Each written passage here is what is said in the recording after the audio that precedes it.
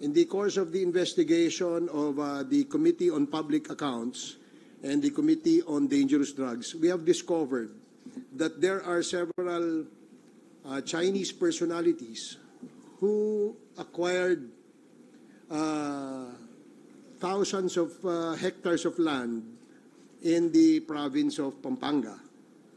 And this was the result, these documents are the findings of the Committee on Public Accounts and the Committee on Dangerous Drugs, where corporations majority owned by Chinese, ang na-discover natin that acquired these properties.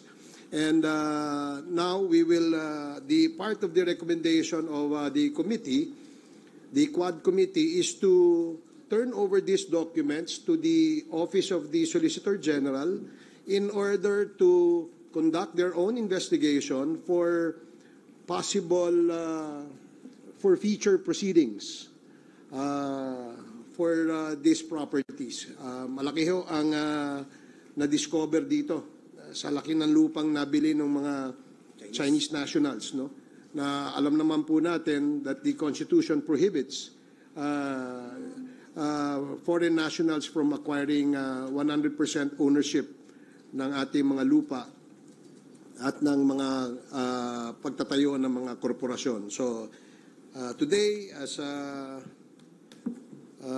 just to let the people know na ito ay trabaho ng Quadcom, at gusto naming i-emphasize na ang Quadcom ay walang politika kundi trabaho lamang. And that's why we're privileged to have with us today our representatives from the Office of the Solicitor General, Attorney Hermes Ocampo, the Assistant Solicitor General, Attorney Gilbert Medrano, the Assistant Solicitor General, Attorney Neil Lorenzo, the Senior State Prosecutor. So, welcome and thank you for joining us here in this turnover of petition for civil forfeiture sa Office of the Solicitor General. So, can we turn this over now?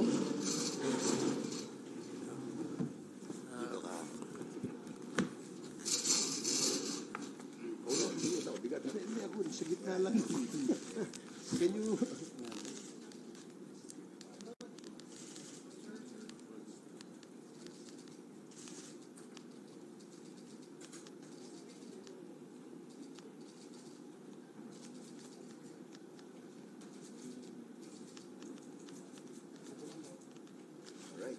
Okay. Thank you. Thank you po. Kayo nang bahala dyan. Dapat marami makasuhan na dyan. So, we will now